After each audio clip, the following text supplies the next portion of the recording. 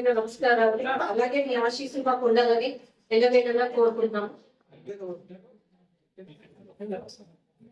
నమస్కారం. ఈ యొక్క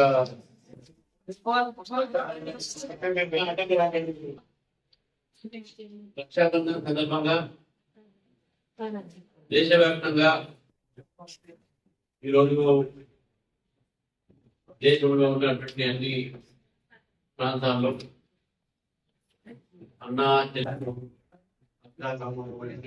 బంధం ఒక రీతిలో జరుగుతున్నట్టు మన దేశం అందరూ తెలిసి ఈ సాంప్రదాయం అనేక సంవత్సరాలుగా మన దేశంలో ఉంది.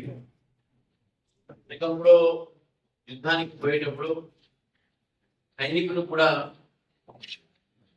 మహిళల నుంచి వారికి రక్షాబంధన కట్టి రక్ష అంటేనే రక్ష సెక్యూరిటీ, ఆ సెక్యూరిటీ బంధన్ రక్ష కట్టి మీరు ఈ యొక్క రక్షగా నేర్చుతాను మన ఇద్దరు కలిసి దేశానికి ధర్మానికి రక్షగా ఉండాలనేటటువంటి ప్రధానమైన ఉద్దేశంతో ఈ రక్షాబంధన కార్యక్రమాన్ని దేశవ్యాప్తంగా జరుపుతున్నాం.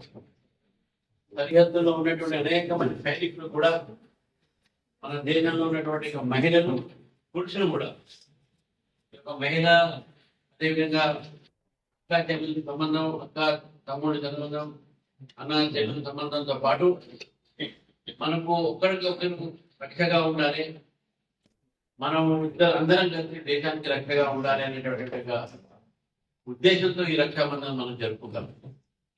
రక్షాబంధన్ సందర్భంగా రెండు విషయాలు చెప్పాలి.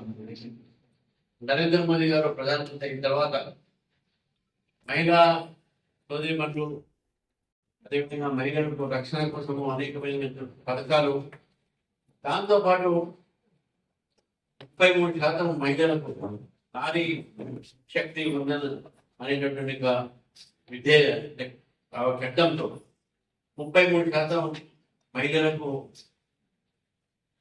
పార్లమెంట్లో, అసెంబ్లీలో, చట్టసభలో రిజర్వేషన్లకు ఈరోజు పార్లమెంట్ నరేంద్ర మోదీ గారి నేతృత్వంలో చట్టాన్ని తీసుకోవడం జరిగింది. మరి ఆ చట్టాన్ని ఈరోజు తీసుకురావడంలో ప్రధానమంత్రి నరేంద్ర మోదీ గారు మన దేశంలో మహిళలు అన్ని రంగాల్లో కూడా పురుషులతో సమానంగా ఉండాలి అనేటువంటి ఆలోచన తీసుకోవడం జరిగింది. కానీ దురదృష్టవశాత్తు ఈరోజు మల్లికార్జున ఖర్గే గారు కానీ రాహుల్ గాంధీ గారు కానీ చివరికి మన ముఖ్యమంత్రి రేవంత్ రెడ్డి గారు సీట్లు పెంచొద్దు, 543 ఉండాలి, ఇందులోనే రిజర్వేషన్లు మహిళలకు ఇవ్వాలని. నేను ఏమంటున్నా అంటే రాజ్యాంగంలో పీరియడ్ టైం తీసుకున్న తర్వాత డీలిమిటేషన్ చేయాల్సినటువంటి ఒక అంశం ఉంది, సీట్లు పెరగాలనేటువంటి అంశం కూడా ఉంది.